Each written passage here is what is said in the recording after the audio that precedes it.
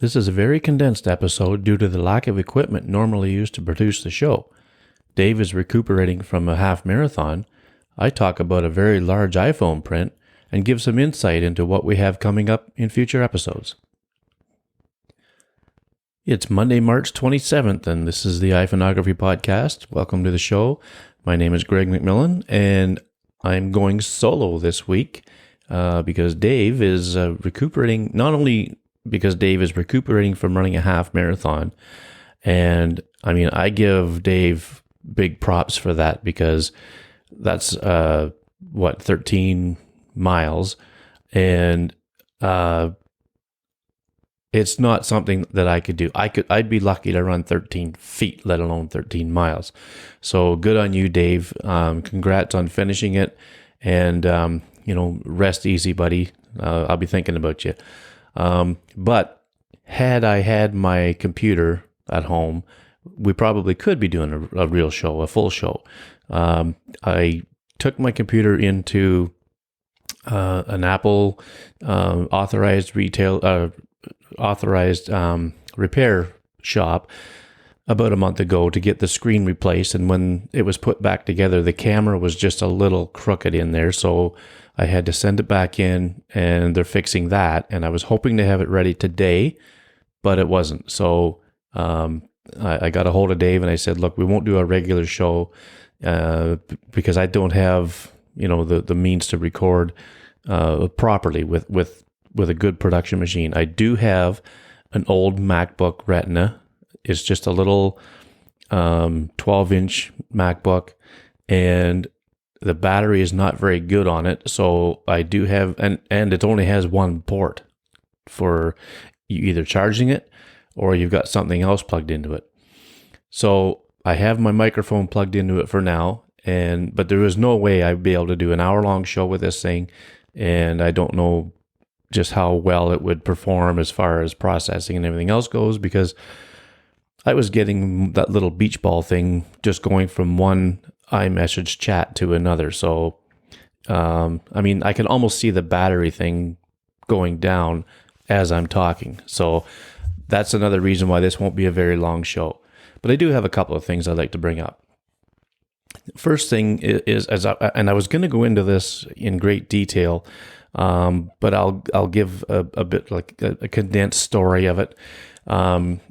I was perusing my YouTube stuff that I like to watch regularly, and there's a photographer in the UK. His name is Glyn Dewis, and he normally puts DSLR stuff on his show, but he's done a few videos to do with the iPhone, and he's got an iPhone 14 Pro.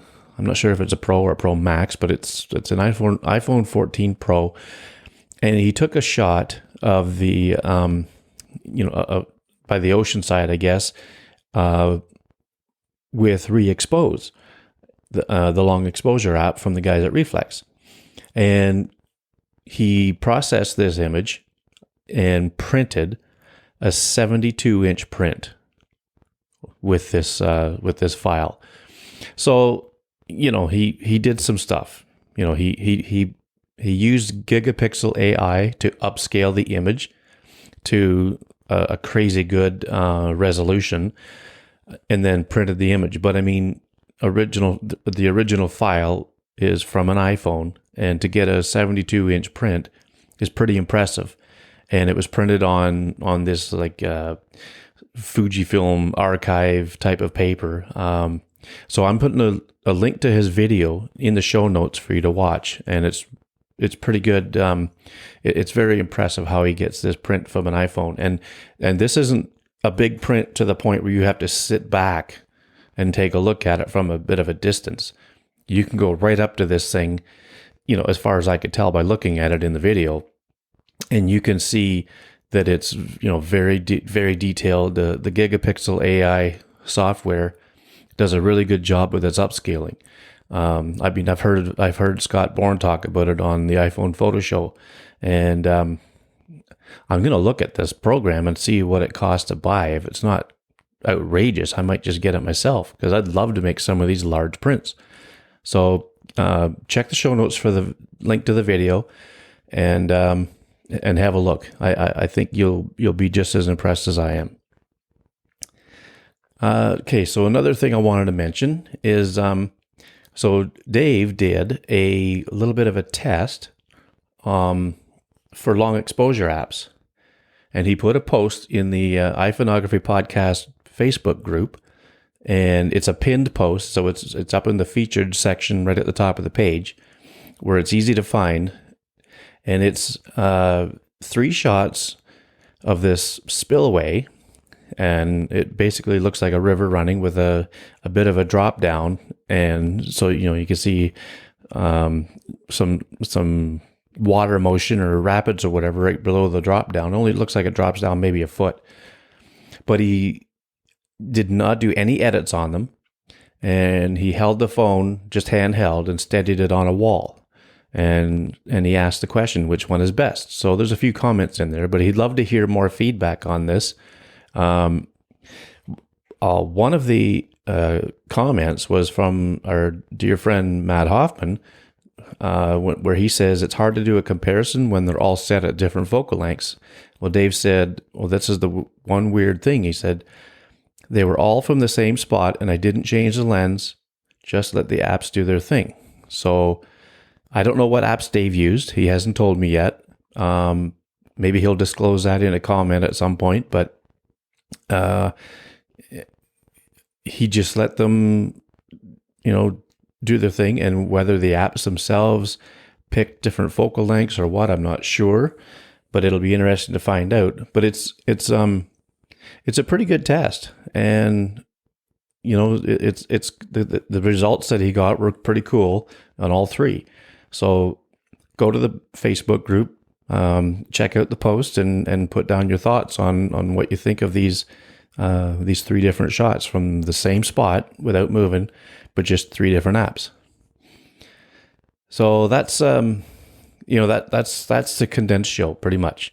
Not much else to say really about the 2 things that I spoke about with the print and Dave's comparisons, but all I'll do now is I'll give you just a little preview of what we have coming up on the show, and one of them is we kind of teased it on the last show when we were talking about the Samsung Moon thing, and we didn't say what it was, but I'll say what it is now because it's nothing big really.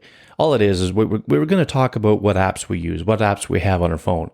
You see some of these YouTubers or whoever saying, well, what apps are on my phone? So we're gonna pick 3 or 4 each that we use regularly, with to do with iPhoneography, and let you know what they are, how we use them, what we like about them, and that sort of thing. So we'll probably talk about that on the next episode, the next regular episode. And I say regular episode because there is probably going to be a special edition show where we talk to, hopefully Dave can join me with this, because it's going to be at a different time than what we normally record. But he said he'll know better closer to the time. But we're going to talk to Rick Salmon, who is a pro photographer. He was a Canon shooter, and he was in the Canon Explorers of Light group of photographers that Canon promoted or had or whatever. And then he changed to Sony. I'll get him to probably tell that story. And now he is shooting anything that he does wide angle pretty much with his iPhone, as opposed to, interchanging lenses on his camera. But he went to Morocco, and all he took on that whole trip was his iPhone. He left his big camera at home. He didn't even take it. So it's going to be very interesting to hear, about his adventure and his story, and how he, managed a trip like that with just an iPhone. And I really look forward to talking to him about that. He started a Facebook group called Explorers of Life, LIFE, as opposed to LIGHT. And it's a really good group. I think he's got over 1,000 people in it now, and it's only been going for maybe a month or two. So, check it out. There's links in the show notes to his group, as well as Shane Moston's group, our own group, the iPhoneography podcast group.